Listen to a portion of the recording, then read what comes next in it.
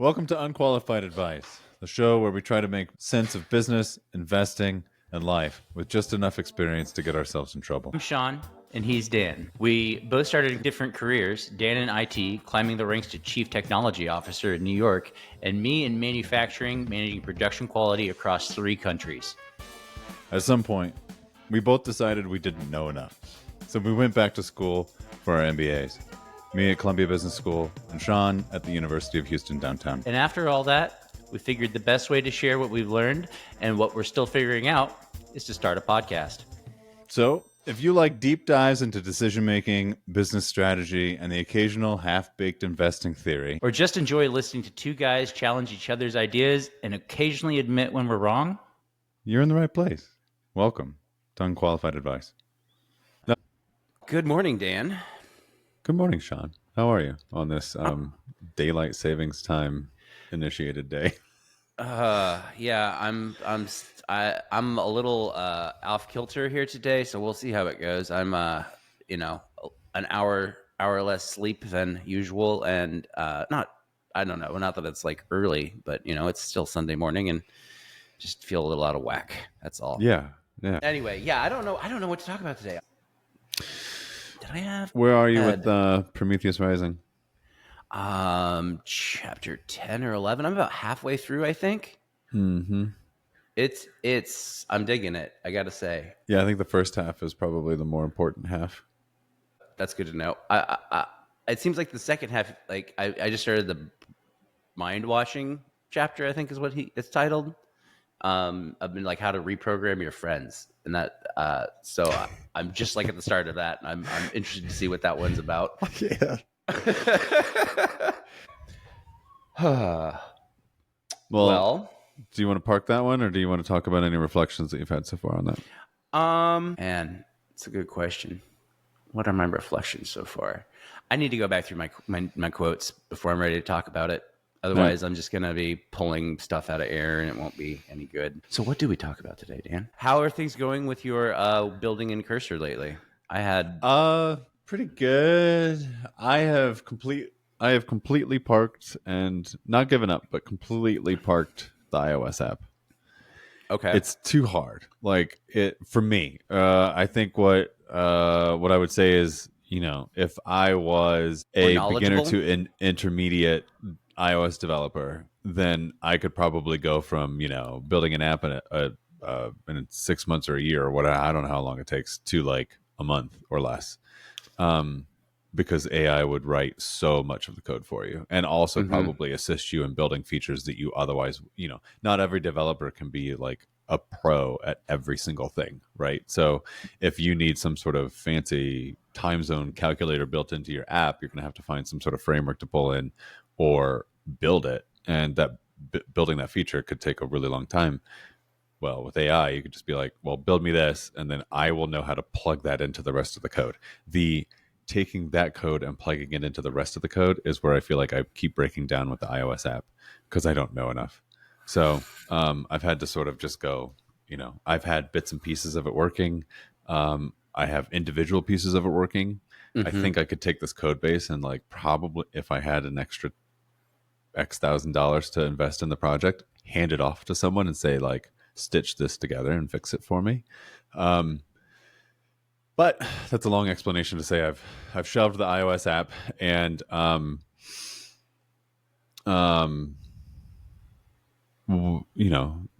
this won't air for 3 weeks. I'll be done with this one because this week. It hasn't taken that many hours. When I got a push notification from the Wall Street Journal that Microsoft was shutting down Skype, I started building.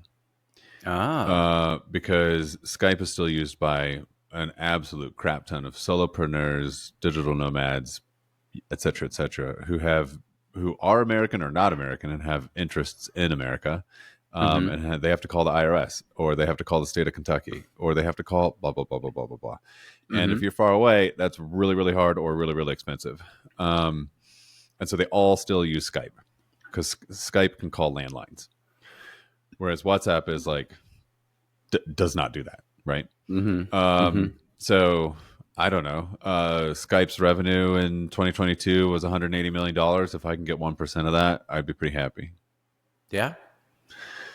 That's I so think I'm that's a trying to good build an idea. alternative for that. Just a little web app where you can make calls to US numbers and I can spread out from there, right? Like the same problem exists for other entrepreneurs out of Mm-hmm. Singapore, for example. But Mm-hmm. like right now I'm just working on the USA and then I'll try to build out from there. But I think I can have something launched this week. Nice. That's very fast Yeah. turnaround time on that. Given that news just dropped earlier this week, beginning of March here. I was wondering about that because we used to use Skype all the time at work, and then it Really? disappeared with. Yeah, it was a big part of our. It was our in-house what we used for IM and calls in-house for a couple of Okay. years, but then it moved over to Teams, and I had just Right. assumed that you know they ported everybody over to Teams, and it was Skype was just at this point a brand and not really functionally actually a thing. But it's interesting to hear that it actually generated 180 million in revenue. Yeah, From that's that app. down from a very much higher number. Well, I mean, In because I'm like sure a lot of that's 17 been or something. ported over to Teams, right? That's been ported over into their other service. Yeah, maybe. I don't even know how Skype is make. I don't know. I don't even know the revenue model. I should have studied the business side of it a little bit more before deciding that this was like worth chasing. But I'm sure it's like sauce, right? I mean, but maybe that's also where you can come in and say, hey, we're going to do it by call rather than by a monthly I'm just fee charging or per minute, right? Like you buy 50 yeah, credits with me, you get 50 minutes. And yeah, so it'll be like a credit system and some phone calls I'll make a little bit more money and then others I might not make a ton of money, but it's like all comes out in the wash and hopefully provide a good service to people around the world that need it. yeah. I And think that's that's it. an interesting idea.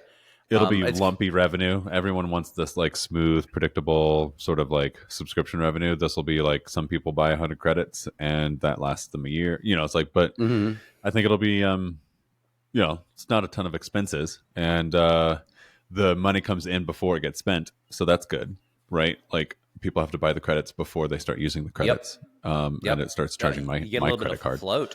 You get a little bit a of a little bit. float, really. Yeah. Very little, but Well, I don't. Yeah, it depends on the I audience don't size know. and what their purpose is, and maybe what Yeah, kind of deals I run on 1,000 I'm. credits or something. Yeah, that's true. That's true. You might. What was I going to say? But it's a service where you actually want people to burn through it, not like a gift card where you want people to buy it and never use it. You actually want them to, so you get the recurring of the revenue. Well, I want them to buy again. Yeah, I want them to run out and buy more. Which is, an interesting problem I read about recently. I think Levine wrote about it.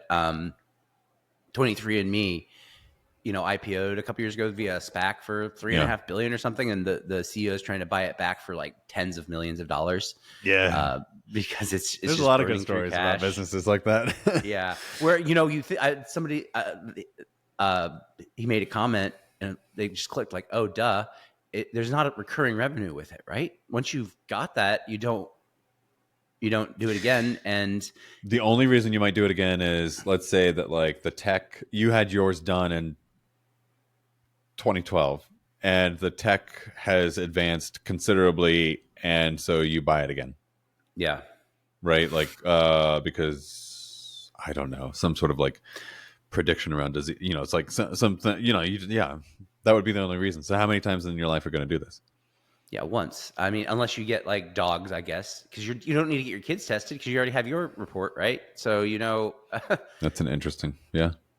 I mean, I guess you would if there was like a history of some particular genetic disease in your family, you wanted to see if it had gotten passed on or something. But yeah, A lot of that genetic testing can be done. No, I mean this is a choice for the parents to make, but a lot of yeah, it's done before the child is even born.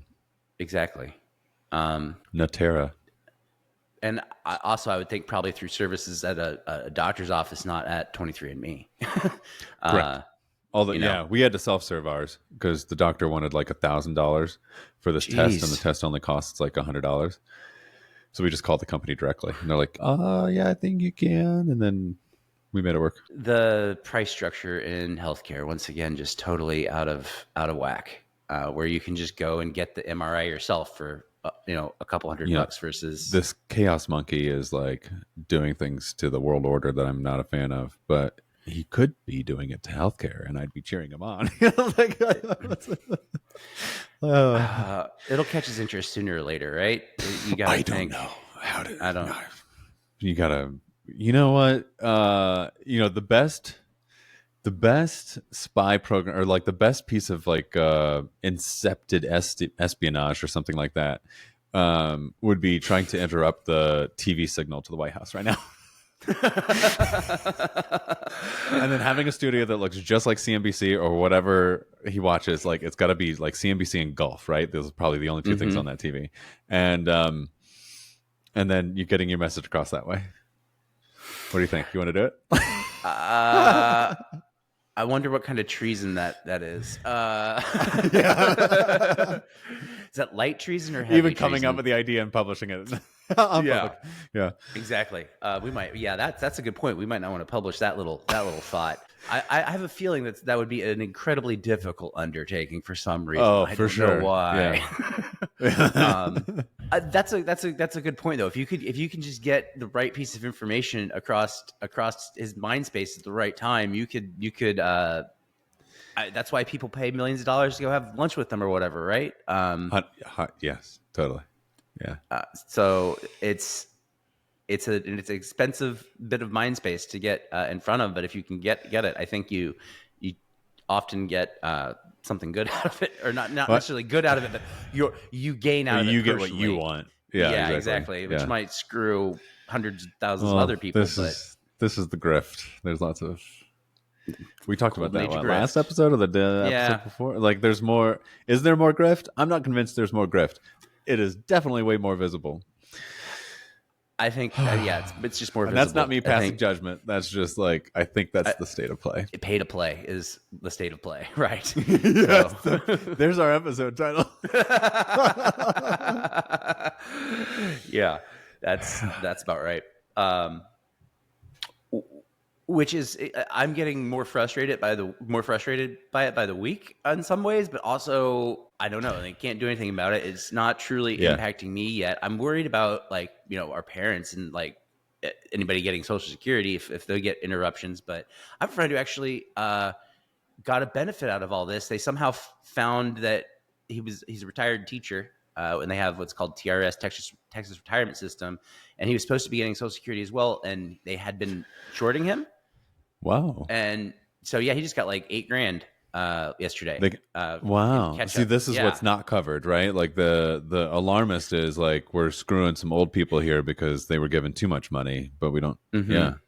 It's now, I don't know if it's directly related to is that all from this TRS or is that Social Security? It was Social Security that paid him out. Wow. So not the state of Texas. Yeah, it was interesting. I mean, I'm all for making things right. Yeah, exactly. Fix it. If it's broken, fix it. Just don't break it. That's the worry, is that you're gonna break it worse than you fix it. But that's the worry. But like at the same time, how many times have you gone into, especially at work, and you have to like undo, unravel, or rebuild something that you had no involvement in? It's really scary, more often right? than not. And you inevitably blow it up. Sometimes that's a conscious decision ahead of time because you're like, this is too much. It's a rat's nest. I can't wrap my head around it, and I don't want to. I want to rebuild from scratch, essentially. Or you try to get in there and try to be careful, but inevitably, it's a game of operation, and the buzzer goes, and you're like, oh man, gotta fix that. There goes my weekend. I don't know. Progress is messy. I think that's a default that anybody who's been involved in progress would know. But a lot of us are too kind of stuck in, I don't know, keeping things the same, which doesn't seem to be what people, again, going back, like, I'm not trying to say I agree or disagree. It's just a matter of like, what's the reality with making progress? The reality is progress is messy. And I think cleaning some of the stuff up is going to be hurtful and messy to some people. And I think I'm already on the receiving end of that. Because right now I have stuff on water, and I don't know if it's going to cost me $100,000 or 140. That's insane. Which is not good for business. You don't. You just don't know. No idea. You have no idea what it's going to cost you when it hits the dock in what, 2 weeks, Yeah. or however much longer it's going to be in transit for. Yeah. That's insane. Uh, why? I'm trying to think, because it's coming. You're coming from China at this point. Yeah. Okay. And my numbers Yeah. aren't exact. I don't, you know. No, I know. I'm just trying to think like which waivers he's initiated so far. So yeah, you would have to be covered under Well, what we have the initial 10%, which has been going on from first term through Biden. Because I was just thinking about this morning. I was like, man, you know, I complained a lot out loud about, you know, oh, well, we elect, you know, you elect the person that isn't Trump, and then he just leaves all the Trump policies there. Like, fuck that guy too. Like, and nor did it seem like there were, you know, there could have been stuff said in the back room that never made the light of day. I'm understanding of like that being a possibility, but like fentanyl is a problem. You had the 10% tariffs that someone else did. Now you had the opportunity to go to them and be like, hey, you fix this fentanyl problem, you get it under this number, and we'll repeal the tariffs. If it goes back above that number, we'll put the tariffs back on. And seemed like an opportunity that didn't happen. Anyway, that's an interesting point. I mean, we're losing what, 45 or 75,000 Americans? Like, it's a lot of deaths per year on just fentanyl. If the war on drugs is always one that's just so hard to fight and win, because it comes in from, you know, all these precursor materials are legal. Places. Yeah. And it's coming in, like, it's being passed through places that is it really originating there? So are you penalizing, you know, Canada for something that didn't actually originate there, you know, as an example? Or, well, in that case, we should be punishing Mexico, because most of it's coming through Mexico, from my understanding. But the precursor materials are mostly coming from China, from my understanding. Okay, so that's why you hit China, is because of the precursor materials. That makes sense. But it's you know, goes back to that tricky part, where it's like some of those materials are like necessary industrial materials that are like, you know, are necessary for many business. You know, it's like I'm sitting here complaining about not knowing what my cost is going to be on my inventory. Some other business is going to be like, well, now I have got like a 6-month wait on this material that is integral to my business because fentanyl war, right? And it's like, hard problems. They don't seem hard necessarily, but they are very complex to tackle, because if you stamp it out in one area, then supply seems to move. And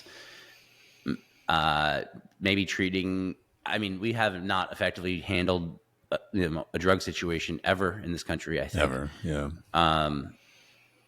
So I don't know, you know, treatment seems to sometimes help. In okay, cases, well, I think you're presenting an interesting question, though, because I think some of these some of the drugs that are street drugs, let's just pile them all into one category.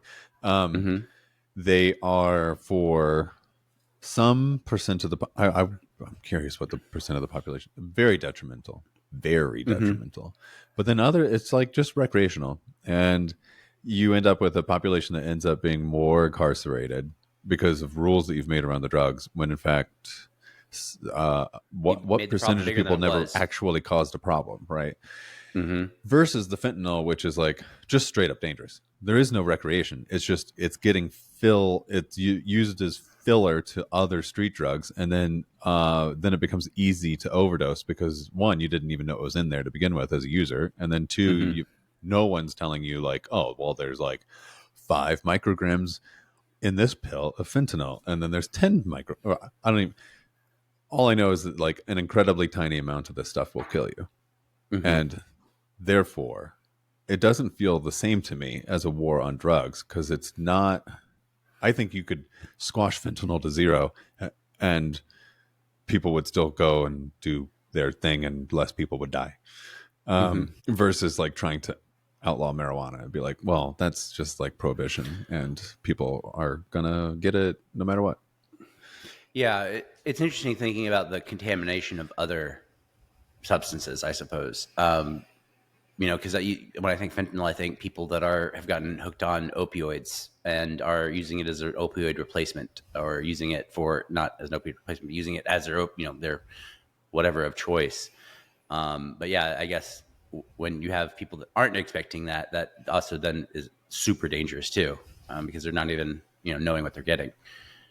Yeah, I don't know how you fix the issue to begin, like, because to fix it, you kind of want to get to the root of why are people using it. And I guess, when they're not actually trying to use it, that's even harder. Yeah. I mean, I can't pretend to be so close to this issue that I know. Fair. Yeah. I'm a lot of conjecture here. But on my I part. do I'm know not, that it's getting laced into things a lot. And that's where I think the biggest danger is coming from. If, the opioid is another category, feels really dangerous to me. And so if your opioid problem is escalating to the point where you're willing to do fentanyl laced, like you're seeking it out, then, I think you're on a journey to. Yeah, nowhere real fast. Yeah. It's like whatever work the government's going to do isn't going to fix that problem. No. And is what I'm afraid of. Yeah. And on some level, like there's a percentage of these problems that the government, nobody will probably ever be able to fix. But the numbers are huge of people that are dying from ODs, right? And it's up 30-40% in the last 10 years or something like that, if I remember reading that correctly in Reeves' book. Yeah, exactly. Yeah. Anyway, yeah. So it's caused all this, hubbub about, on the surface, fentanyl is causing you a lot of heartburn. Well, and it's not just fentanyl, obviously, but it's causing you a lot of grief and your day to day right now, having goods on the water that you don't know you're going to end up having to pay for them. So how are you handling that on the sales front? Like, are you adjusting your prices regularly on Amazon, or how do you're going to have to, though, if they get here and they cost more, right? Yeah, 100%. So I would say for, if Trump announces a 10% tariff, you should expect 5% inflation on those goods, minimum. Because it's not like we're sitting fat and happy with huge margins. Either why only 5 and why not 10? Why is the full pass through not making it? Would be my question. I think it's too hard.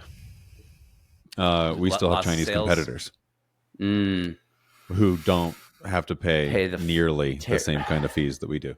They will technically pay the same tariffs, supposedly.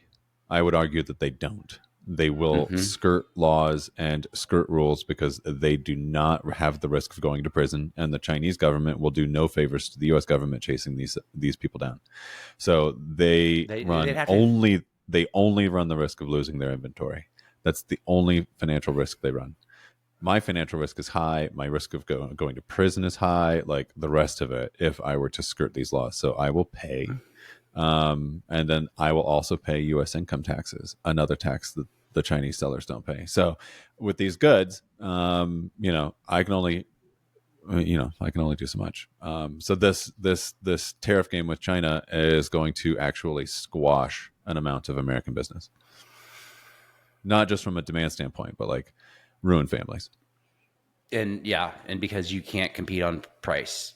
The way so it's handing Chinese businesses a favor. So if Amazon was to deplatform those Chinese businesses, that would be like one possible remedy, or mitigating. It would be. And from a populist government like this, I can see that being a thing.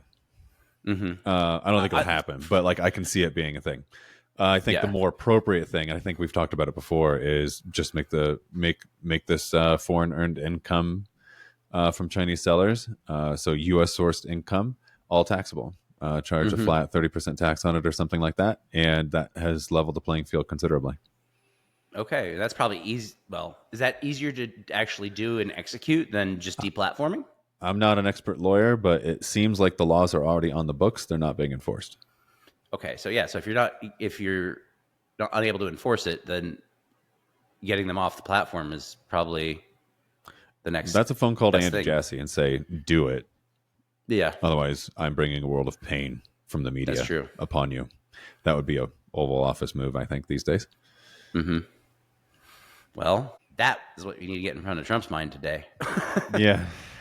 There's one guy on Twitter who has gotten some attention from Mark Cuban and someone else that's sort of like well, not some, Mark Cuban is not in Trump's orbit, but someone else in Trump's orbit. So it's like this is one of those issues where I think once you actually look at the data and understand the mechanics of it all, it's a bipartisan issue. It's very simple. Like, you've made money in the American market and you're not paying taxes like everyone else does, and that's giving you an unfair advantage against our fellow Americans.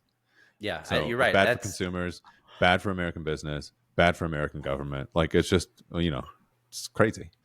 And then if I were to like want to spin up a legitimate business in Mexico and begin selling my product down there are so many hoops to jump through and registrations, and there are almost none in the United States. So anybody can just like hop in and participate and then skirt on the taxes and all the liability, right? My product kills someone, doesn't really matter. As long as I'm not American, it doesn't matter, because they're not. Nothing's going to happen to me, right? Because it won't. Yeah, you can't enforce it, and people definitely don't want to work with us.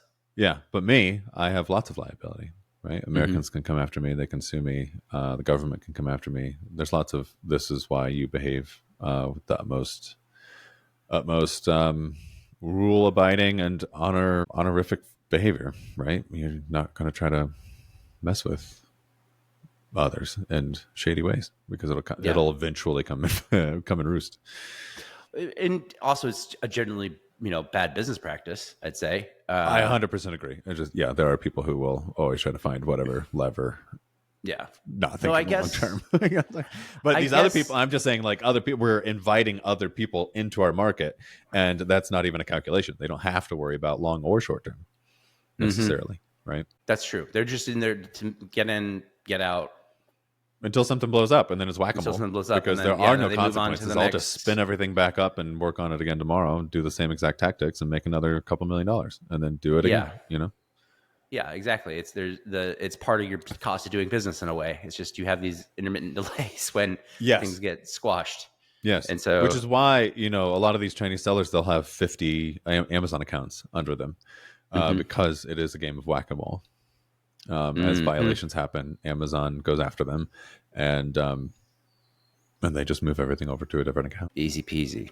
We've made a easy peasy, easy way to set up a business, essentially, that allows you to have all of the businesses you ever need just under your purview, for that kind of purpose. With none of the baggage. So where are they registered? Are those like Belize registered? I don't know. Yeah, I bet like Belize or probably not Delaware. Yeah, it's an excellent question. I think I don't know the mechanics of it well enough. Yeah, I know some people who do, but I don't. Cyprus, maybe. I don't know. There's a lot of jurisdictions where you can shelter a business pretty. Amazon pretty has done such a good job of cultivating the Chinese seller that I don't even know if you probably just need a Chinese entity. I don't know that there would be any reason to register anywhere else. That's a good point. That's a very good point, actually. Why wouldn't they, right? And they probably have to register in China anyway for their own purposes and their own government needs. 100%. That's everything. There's no secrets over there. Yeah. But I was thinking, if you were, as an American, wanted to do it, you could register a business in Belize and maybe pull something off. Or, if you were... I don't know. Americans have the privilege of always paying federal income tax no matter where they live. That's true. I think that's the only citizenship like that on Earth. How do we pull that off? I guess... I don't think you do. I think there are people who are above board and pay reluctantly, and there are probably lots of people who don't pay. No, but I mean, just like as a government, like how have we pulled that off? Like, or as a country, how have we managed to keep that... Isn't that tied to like us ruling the world and keeping the shipping lanes open and stuff like that, which we aren't doing anymore because the Houthis have successfully shut down the Red Sea? It's a good point. Bretton Woods is well past us, falling apart. Dan? Yeah. Well, I mean, it seems to be accelerating under the Oval Office currently. Yeah. I said I wouldn't talk politics. It's what's been on our brains.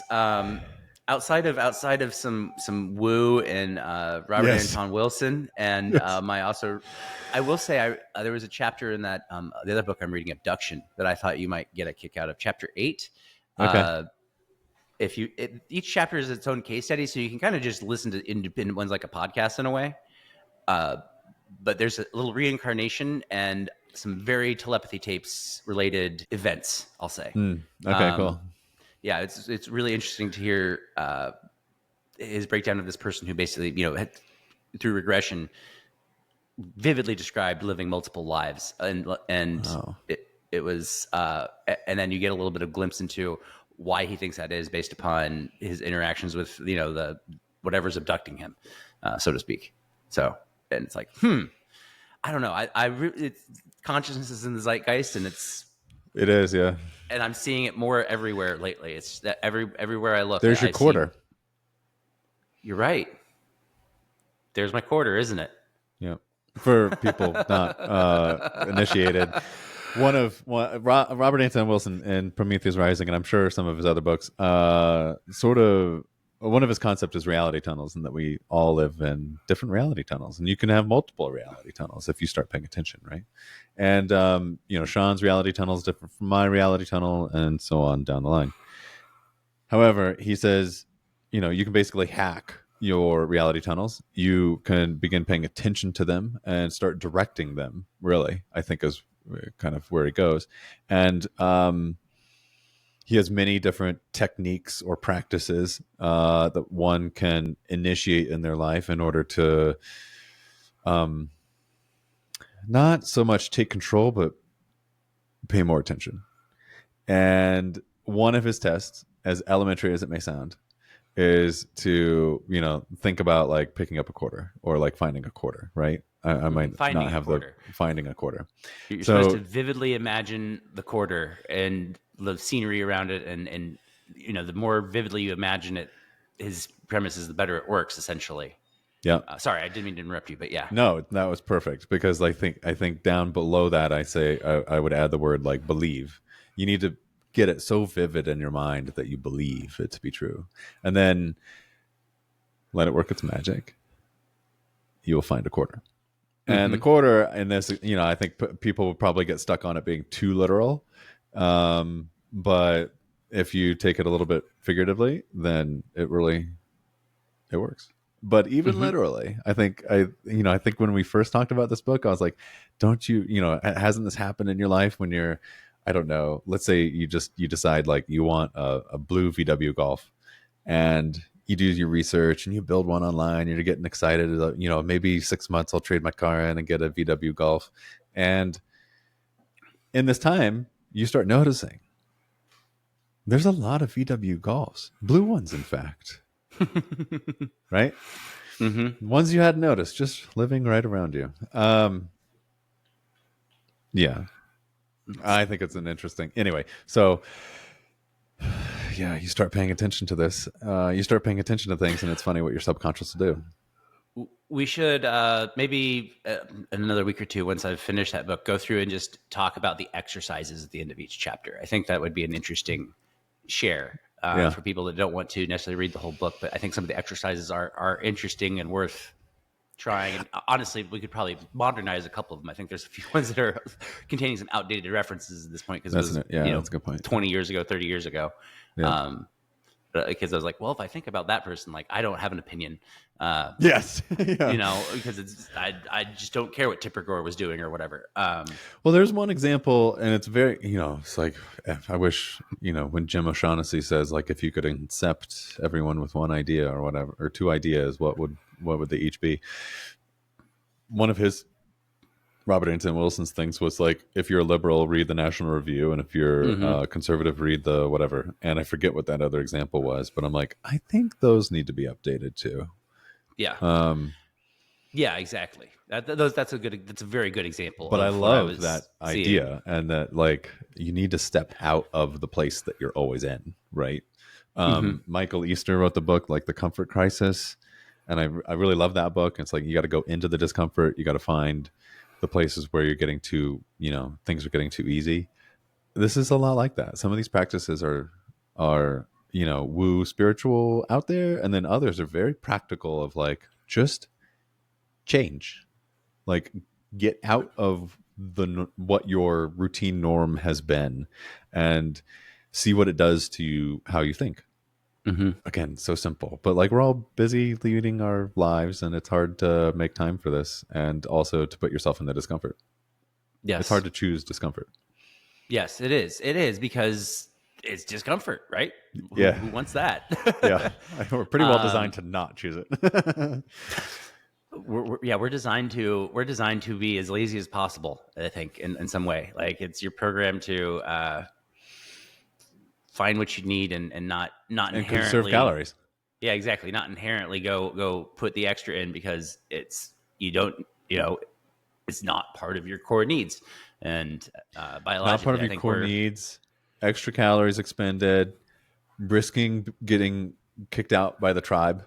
Yes, because now you're not like normal or something. There's a big status game element to it, right? Of yeah. your position within society. That's a good thought as well. Even position within society, but even position amongst friends. Like, think about, I think one of the things that as you get old, it's hard. You have I'm trying to think of a good example. Like, growing up, high school, college-ish or something like that, wasn't a big insult of, I don't know, perhaps some celebrities, but even, amongst your own friend group, maybe someone was a sellout. Mm-hmm. And I get that term does apply and is negative, and some people are accurately described by, but other times it's like, no, they grew. They chose a different path and they grew into being somebody or something else. And that's a choice that they've made and pursued, and off they go. Because that hurts you or because you're jealous of it or whatever, you can throw insults, but it's not. So it's a word used by people that are left behind more often than not. It's the tall poppy syndrome, right? Perfect. Yes. Yeah. So perfect analogy. Where was I going with this? But yeah, like, where was I going? I don't know. Damn it. You don't hear the word sellout used as much anymore. I don't. No, you don't. You really don't. Yeah, I think I feel like I've mentioned that before, but like you see artists, selling their work for commercials a lot more now than you ever used to. And people are, by and large, A-okay with it. Back in the 60s and 70s, I feel like that would have been... Or wanting to participate in it. Like, yeah, I want to buy it. Yeah. Yes. Well, because I think they also see that, oh, hey, this is maybe how I can... help keep this in the world. I want this in the world, and I can participate by helping keep it in the world. Mm-hmm. Well, also people then see it as a path that they themselves can follow someday, right? So I like that. They're rooting for their success because, like, oh, maybe I can do that. Maybe I dream of doing the same thing with my whatever I create. Yeah. I mean, in effect, that's kind of what we're doing here in a weird way. Not exactly, but sort of. I totally agree. I was just thinking about like how small my world was growing up and what I knew to be possible versus what is possible. And like how different would my life have been had the landscape of my view been wider or widened by someone, right? And I was just trying to, like, I was reflecting the other day on, having become an entrepreneur, but like not necessarily totally feeling like I own that title yet, and all these different emotions that are attached to that for me. But realizing when I look back, I'm like, I've been doing this stuff since I was like 13. Some of it was I was reluctant. And in other places where like I was doing a thing that I hated, but I knew I wanted to do it this way because I liked the flexibility and not being told what to do and how to do it and coming up in my own ways. Yeah, it's interesting to hear you say that you don't feel like you own that title. Like, what is it about it that you don't feel like you own? I own companies I purchased. I didn't create them. So I eat what I kill, which I feel like that's, if you do that, then I'll call you an entrepreneur. But for some reason, I have a hard time calling myself that. I can understand that reluctance because when you think of, the famous entrepreneurs, they've created something from scratch and built, giant whatever out of it, essentially. But not inherently, but no, because there's some entrepreneurs who literally only bought companies, and it's like, wow, look at the company that bought all the companies, led by the guy, right? Yeah, I'm that guy on a tiny scale. Oh, whatever. Yeah, I can understand that reluctance, but I think it's kind of unfair. You're being unfair to yourself, I'd say, but that's just my take on it. because I think of you as an entrepreneur, like for what it's worth, like I don't, that's how I would describe you. So, I don't know.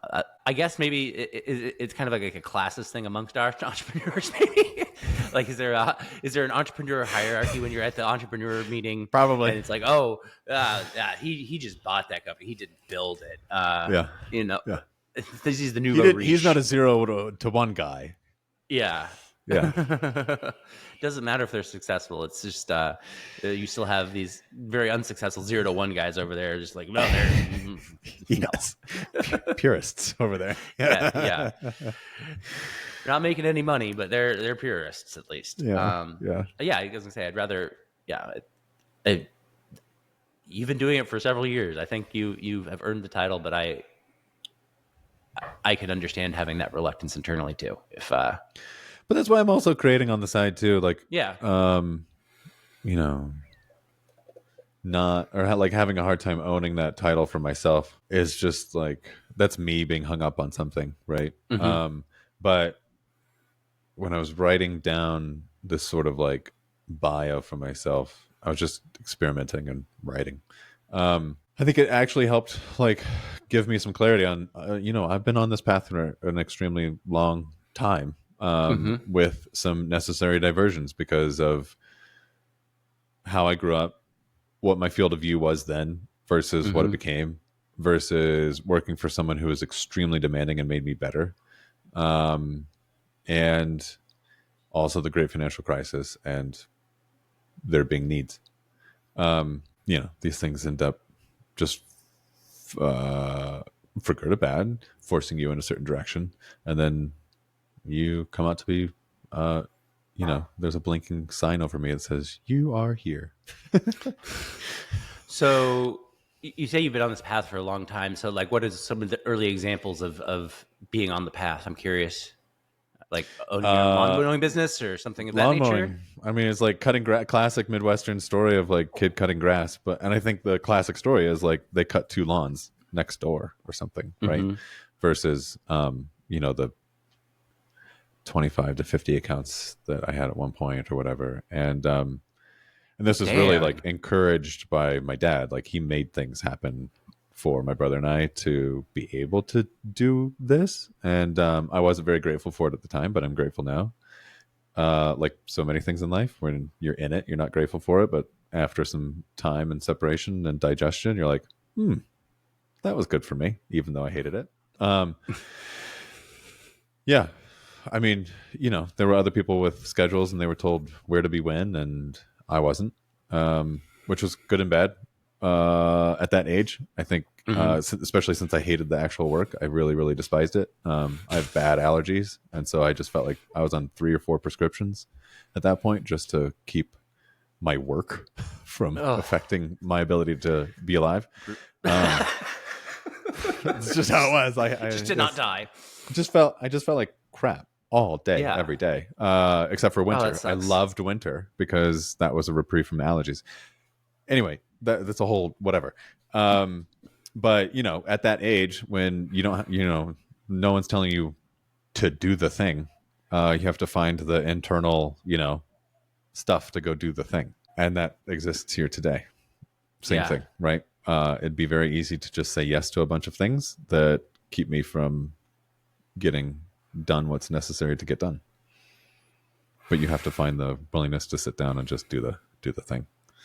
I don't know. I'm rambling now. I think that makes good sense though. Like I think a lot of people who aren't entrepreneurs might be interested by that, like to understand what that mindset really is kind of about in a way, because it's sometimes it's most of the time it's not a glamorous thing, right? It's you just have to do the thing it's a slog. And get it done. Yeah.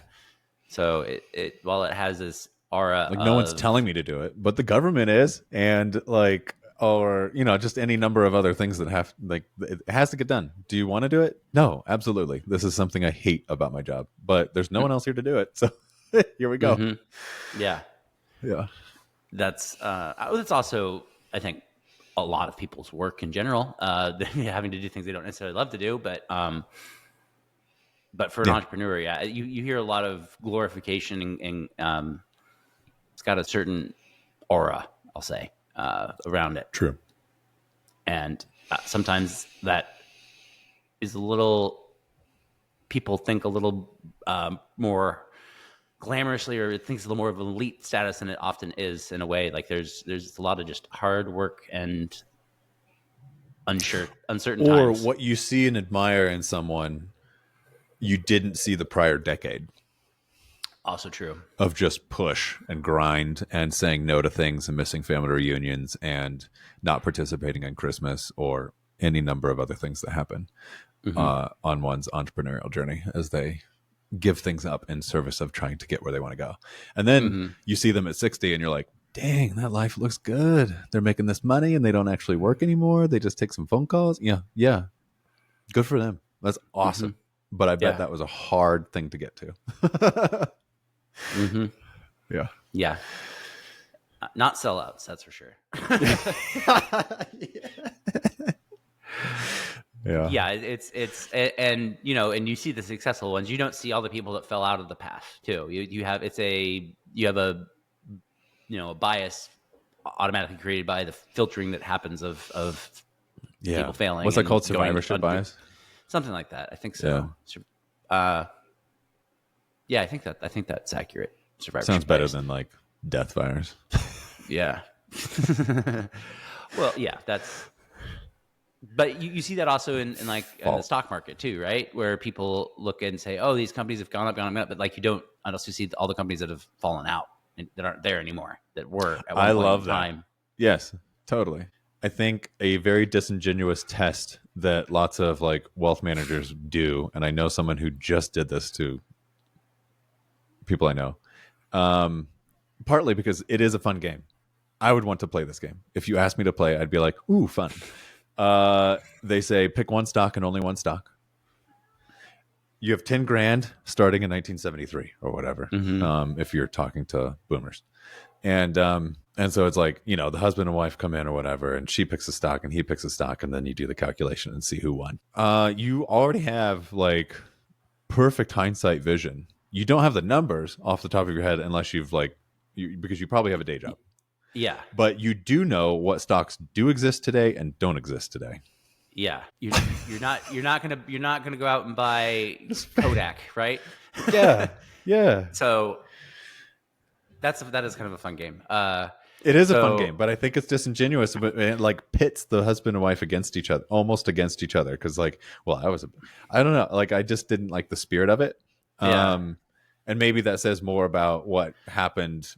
Well, I don't know. I'm not saying I like it in the context in which it was presented or used. I like that as just a concept of like it's a fun thing to do with your friends. 100%. Yeah, I think it's a parlor game, but it shouldn't be your selling wealth strategies game. No. I think. No. Yeah. And also, like, what if my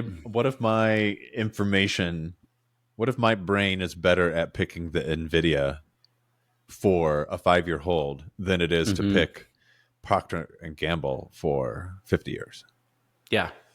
Or because if I could do the NVIDIA game 5 times, 10 times over, and 40% of the time I'm wrong, I bet I still beat the 50-year hold on Procter and Gamble. I would.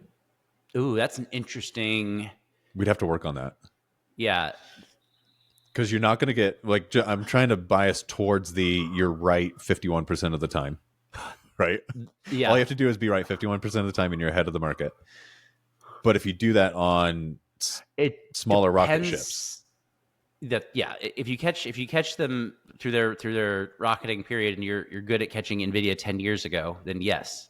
It depends on how well you get on that ship. Like, and you have to be honest with yourself. Like, did you really get on that ship 10 years ago? Or are you just saying, oh, I knew that was a good idea and like I should have done, no, you had to have gotten on the ship, right? So it's hold on, let me get my armchair. It's a difficult it's a difficult thing to do in actuality, which is why I think, people index. Only so many people do it. Yeah. And it depends how bad you get beat on those other, 49% of the time too. Like, do you zero out or do you just take a 30% haircut? It depends how wrong you are when you're not wrong, when you're not right. Well, yeah, because I think embedded in my model is like you're basically allocating well, you can't allocate 100% every time. Otherwise, then you will go bust somewhere on that path. Yeah. Yeah, exactly. So optimizing your exposure. This would be an interesting little game.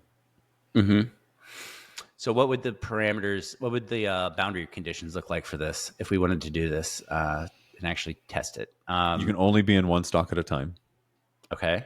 Because I think embedded in the like buy one stock for 50 years thing is sort of, I don't know, is that fair? You can only be, or is that making it too hard on the opposite case? Like all the one case just has to pick one stock and they're done. I think you got to do the same. Yeah, I think it's going to be one stock at a time, right? And seeing, man. But then again, if you're 100% allocated in that one stock, you're gonna lose it somewhere along that. That's what I'm wondering. It's like maybe it's a 5 stock allocation, max, because then we're still talking highly concentrated. You could own 1, you could own 3, only up to 5 at a particular time. I mean, going back and doing it in the past is also you can't backtest it. It's like, oh yeah, of course these are the ones I would have picked. Yeah. Yes, exactly. Yeah. Like, give me a little Amazon. Give me a little Nvidia. We could go cherry pick through history and say, well, if you only own these 3 stocks this year and these 3 stocks this year and these 3 stocks this year, here's, you would have done great. Of course, because you see the past performance. You have Facebook Meta stock has been gone like up and down so many times. I bet you could just play that one stock if you just got your timing right. If you just bought the bottom every single time. Mm-hmm. That's a good point. You'd beat a 50-year Procter & Gamble, maybe. I'm kind of happy seeing the recent dip that's been going on because it's like, okay, we might be opportunity on the road to some opportunities. Below the 200-day moving average in the NASDAQ now? Yep. Yeah, it passed there this week. Moving into it's either a really bad sign or it's time to start buying. Yeah, I don't know which. And herein lies the uncertainty. Yeah.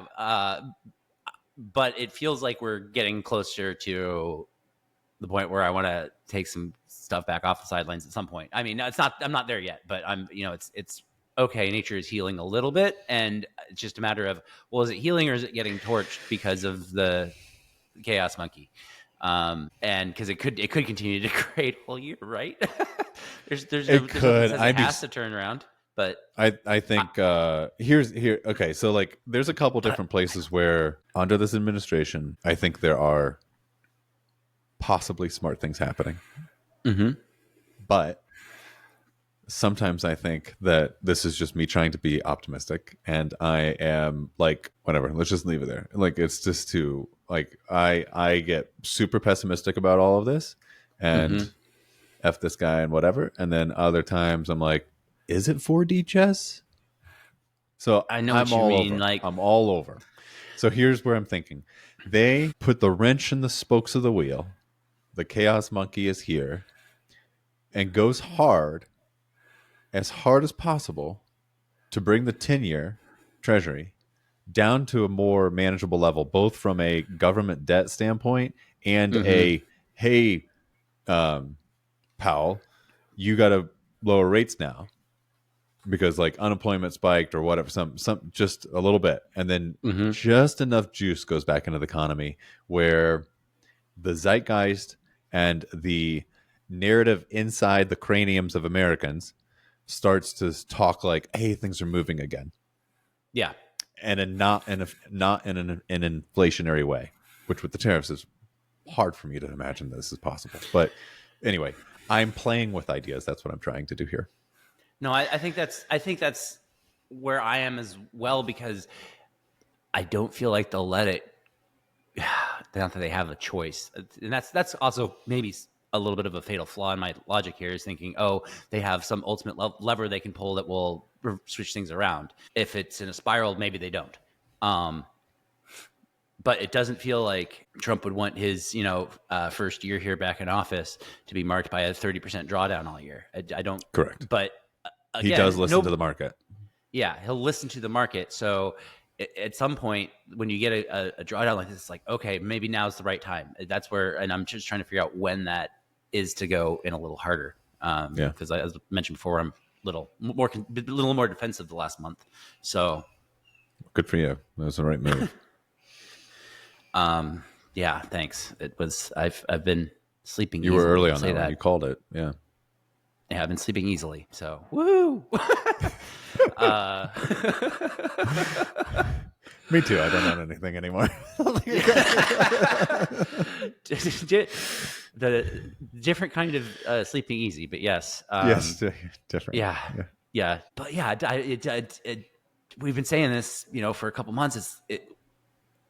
He likes to play these games, and he wants to be the narrative. He wants to be in control of the narrative, right? And so that he can, in part, just take credit for it. This is I think the ego is extremely real, and people make fun of him for the ego. But it's like, step back and here's what I'm trying to step back and not make fun of the guy and all the people.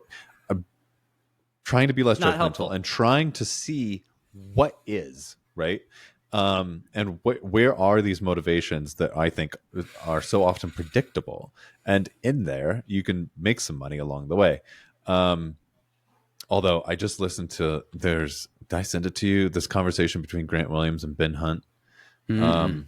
It's a very good conversation. And one of the things one of the things Ben Hunt brought up was just like, one of the things he is really finds distasteful about all of this is that, well, I got mine, Jack. That's his phrase. Well, I got mine, Jack. And every time I say, well, you might be able to make a little money if you just pay attention. And I'm like, there it is. There's exactly what Ben Hunt is talking about. And it makes me a little disgusted with myself. But what are you going to do? Yeah. But if you know how to make yours, then you should make it. Right? I agree. Because then, the only way how am I going to put any sort of effect in this world? And it's like, do things. Yeah. But if I just cower in my corner and complain and go bankrupt, then I didn't make any effect on the world. No, that's very true. You have to survive to fight another day to actually be able to continue the struggle. So if Ben's already made all his money, right? So yeah. I'm not judging. I'm not trying to put down his enviable message. Position. Yeah, he's in an enviable position. He's doing what I would hope I would do if I were in his shoes. That's well said. Speaking truth and not having to worry about his pocketbook or any sort of ramifications or whatever. Yeah. Yeah, when you still need your paycheck every couple of weeks, or you need to sell your product every day, you need the income coming in. You have to be present or be mindful of ramifications or opportunities. Exactly. And you should be looking for opportunities because you're not, secure yet. You don't. You have to be going after those opportunities. So I hear what you mean about how that's distasteful, or it could be, but I don't know. It's also reality. It's pragmatic. You gotta execute. And I think there's nuance there, right? Like the other thing Ben talks a lot about is like he's so done with 0 and 1, binary, black and white. The energy. So he's like, I'm done with it. I'm done with it. I really enjoyed his talk. But yeah, it kind of goes back to like I got mine, Jack. Well, there's a gradient there. And it's like, can you participate enough where like you're going to survive, you're going to make it through, maybe you'll make some money along the way because you're smart and you've got your ear to the tracks. Or is it the screw everyone else, I'm out to win, this is my chance because of Orange Man in the Office, right? Like that's a whole different sort of like relationship with your it's a spectrum. Yeah, fellow you're human. Well said. It's not just a single point. It's gradient. Everything's gradient, man. One of the best things that ever happened to me at B school was like, I forget.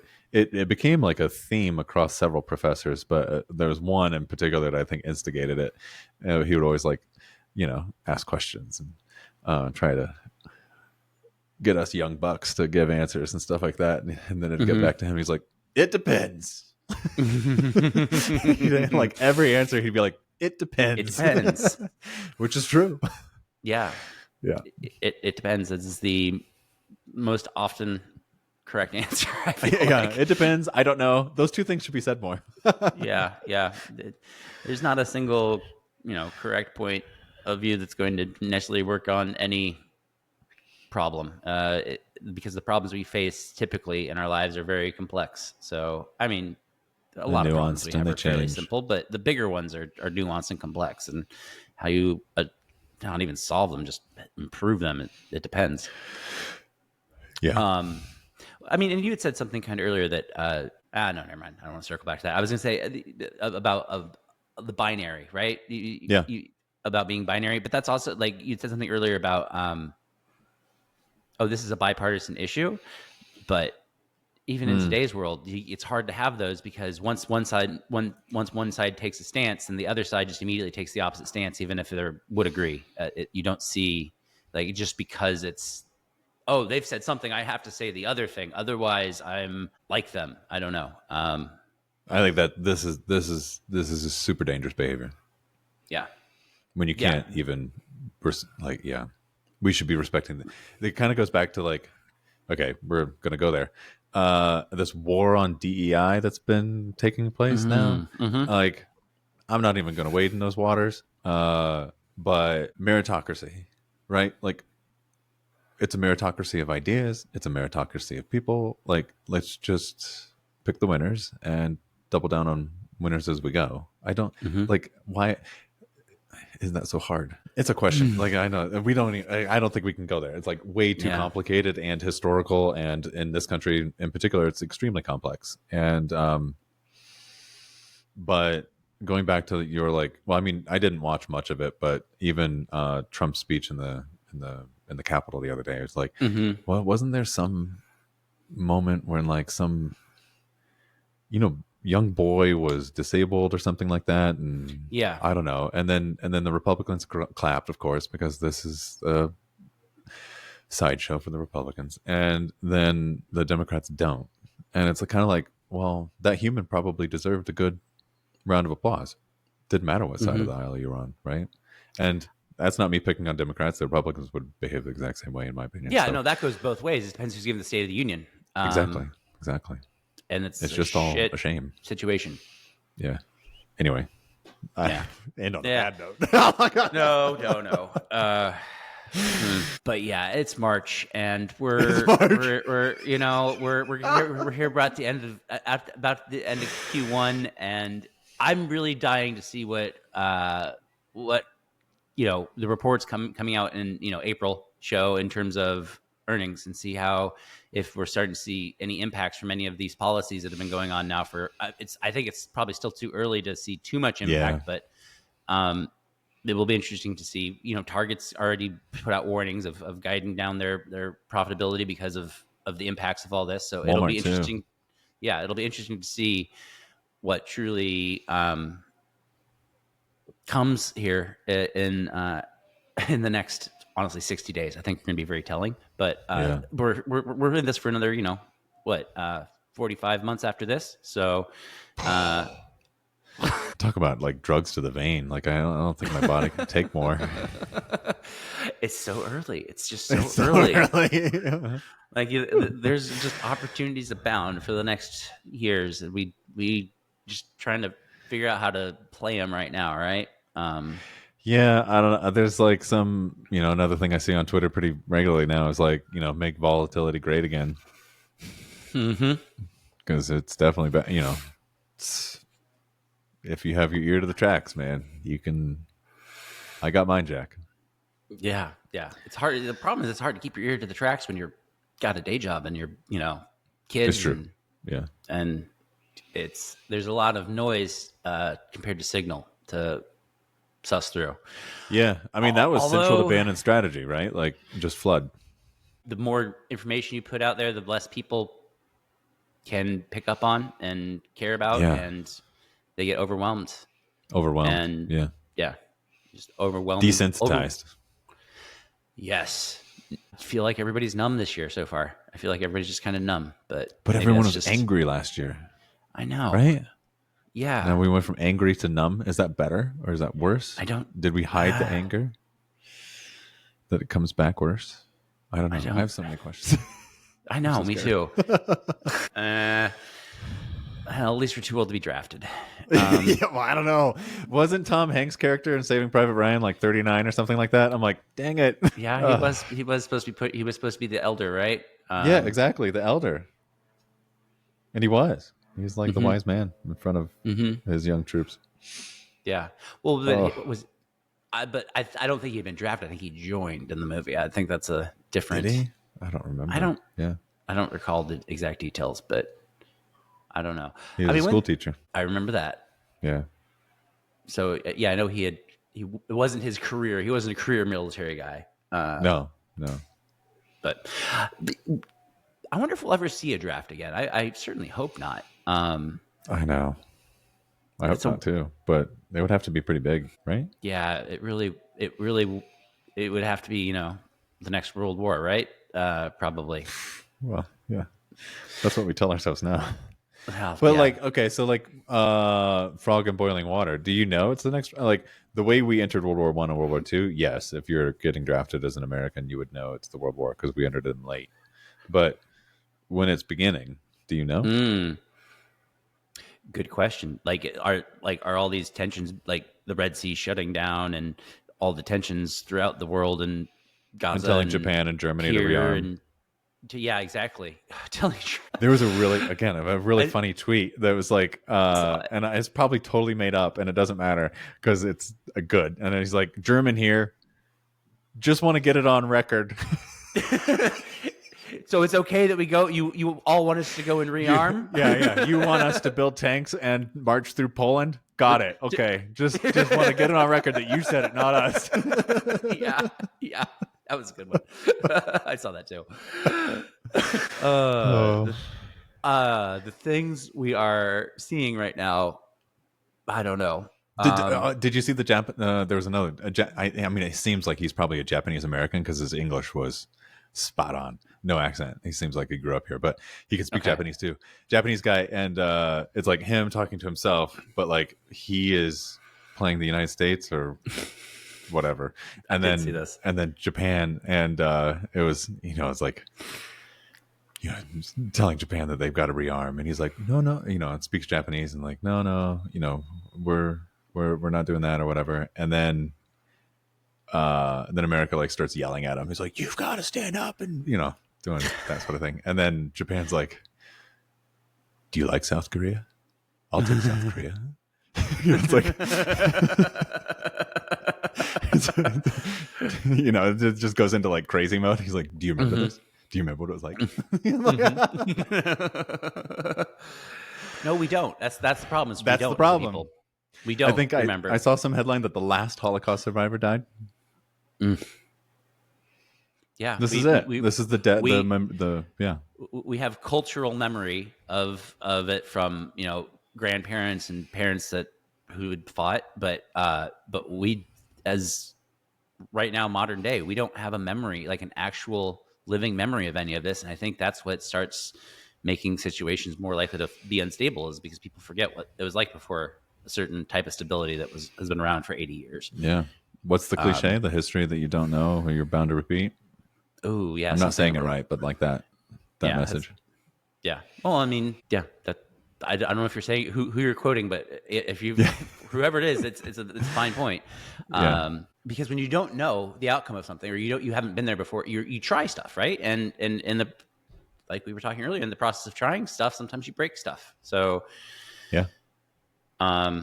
I don't know exactly what the end goal of all of this stuff that everybody's trying right now is, but yeah, atomization. This is something we've been talking about because of Peter Zion for a long time now, and it's accelerating. It feels that way today, at least. In correct. March of 2025. Yeah, maybe by November I'll be feeling differently. But yeah, it feels like we're on an accelerating path. Baby. Yeah, I might feel differently every other day at this rate. I don't know. We're not going to be able to plan shit for a while, and we just got to get used to that.